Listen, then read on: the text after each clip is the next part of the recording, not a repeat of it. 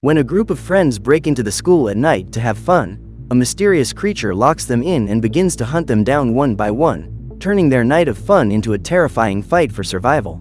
Today we're going to recap the story of the movie, Student Body, from 2022.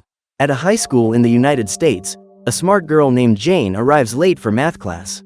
Before going to class, she runs into her best friend, Merritt, and her friends Ellis, Eric and Nadia. Minutes later, in the classroom, Professor Onspach hands the students their exam papers. Everyone's grades are very low, with the exception of Jane, who gets an almost perfect grade. Merritt and his classmates ask for another test, believing that the teacher hasn't prepared them well enough. Instead, he writes an equation on the board and asks someone to solve it. As expected, none of the students volunteer, so Onspach calls Jane, who manages to solve the equation without any difficulty. The problem is that, because of this, the teacher decides that there is no reason to retake the test, which makes everyone angry with the girl. After school, Jane and her friends go about their daily activities. They go to PE and there, Ellis tells them that the coach keeps bottles of booze in his locker and that they have to get them anyway. Hours later, in the library, the group hatches a plan to get the drink, but Jane warns them that security cameras have been placed in all the rooms.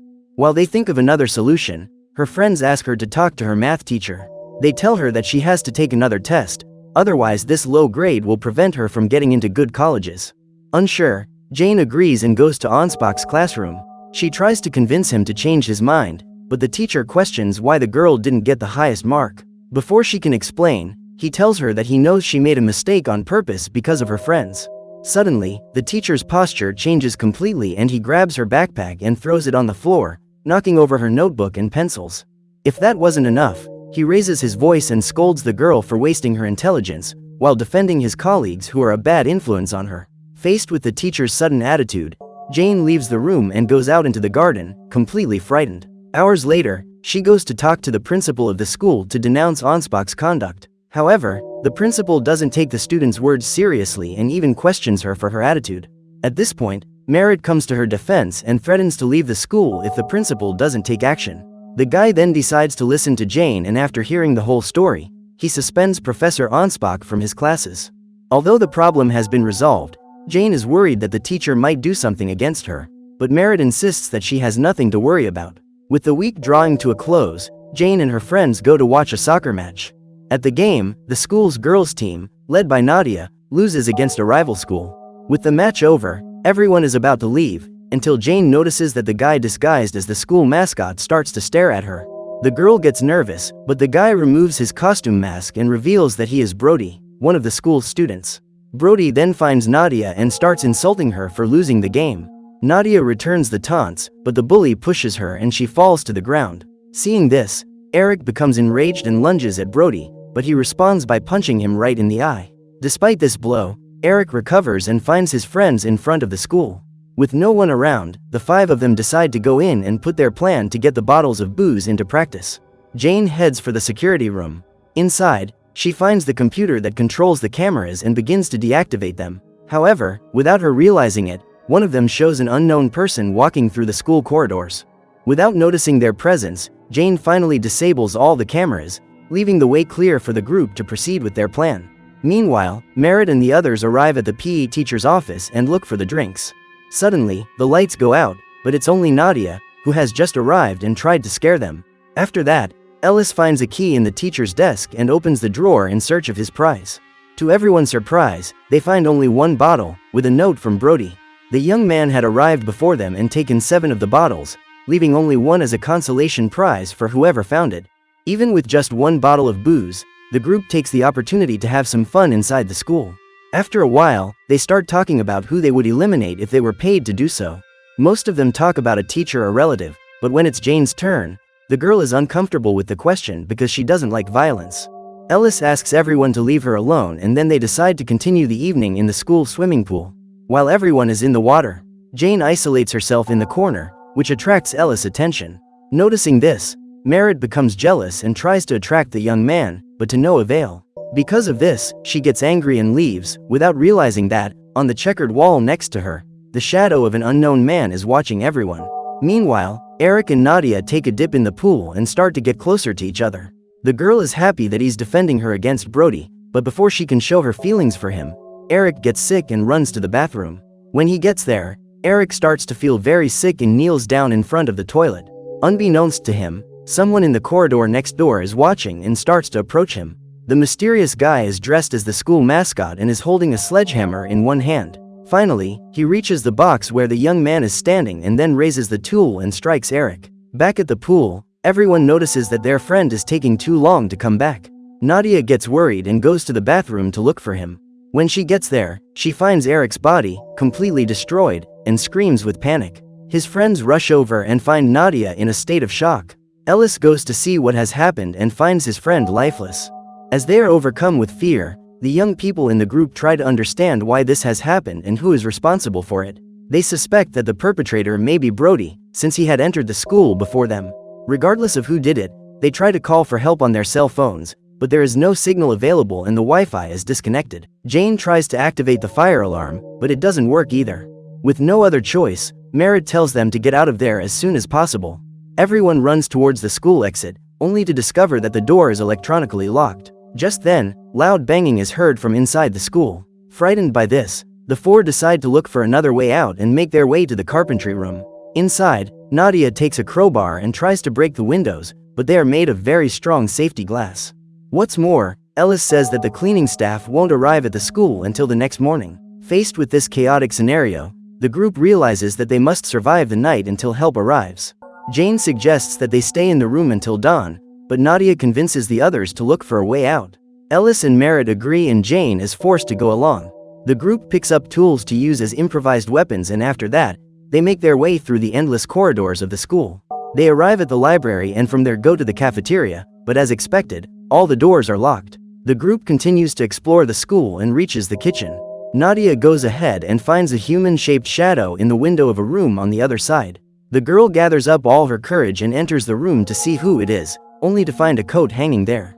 After this scare, she returns to her friends and Ellis tells her that the criminal may not be Brody, but Nadia believes he is and wants to get back at him anyway. However, her cell phone runs out of battery and the light source goes out. Jane then goes to the locker corridor and gets a flashlight. She also finds a note on the locker door that seems to have been left by Professor Anspach. This makes her very suspicious, but she runs back to her friends and they all head for the school theater. When they get there, they don't see anyone, but a light has mysteriously been placed in the middle of the stage. While Ellis and Nadia look for a way out, Jane shows Merritt the message and suspects that Professor Anspach may be responsible for Eric's elimination. However, her friend pays no attention to this and just runs off to find a way to escape. Jane then goes alone down a corridor behind the stage and finds a door, but it too is closed. Finding nothing in the theater, the four friends return through the school corridors to continue their search. Just then, classical music begins to play over the school's loudspeakers. Upon hearing this, Nadia becomes enraged by the whole mystery situation and provokes the criminal to come out. Unfortunately, he complies with her request and appears behind them, dressed as the school mascot. Immediately afterwards, he activates a control command and at the same moment, the corridor's grill begins to close. Quickly, Jane and Ellis manage to get through before it closes, only for Merritt to dislocate her foot and fall to the ground. To make matters worse, Nadia decides to stay and the corridor grill closes. She arms herself with her crowbar and goes after the criminal, ready to avenge Eric's elimination. Despite her courage, his attack fails to hit the man, who, in a counterattack, raises his sledgehammer and, with a single blow, makes the girl one of his victims. Her friends watch in horror, but soon afterwards, the mascot walks back towards them, dragging his sledgehammer on the ground. In an act of desperation, Jane and Ellis run towards the exit and shout for help, but no one hears them. However, Merritt still has an injured foot and can't keep up. The mascot seizes the opportunity and activates the grating mechanism again, which begins to rise once more. Fortunately, Jane and Ellis return just in time and help their friend up. The three of them set off towards the cafeteria again and then drag a table in front of the door to serve as a barricade. However, behind them, the villain watches them from another passage, but soon hides in one of the rooms. Without realizing his presence, Jane and Ellis block the second door and try to recover from everything that has happened so far.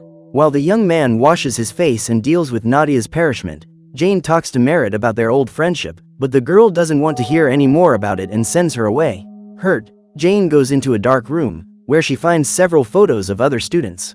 Just then, Ellis enters and tries to comfort the girl. He also takes the opportunity to declare his real feelings for her and Jane proves to reciprocate. However, from across the room, the mascot appears and hits Ellis with his sledgehammer.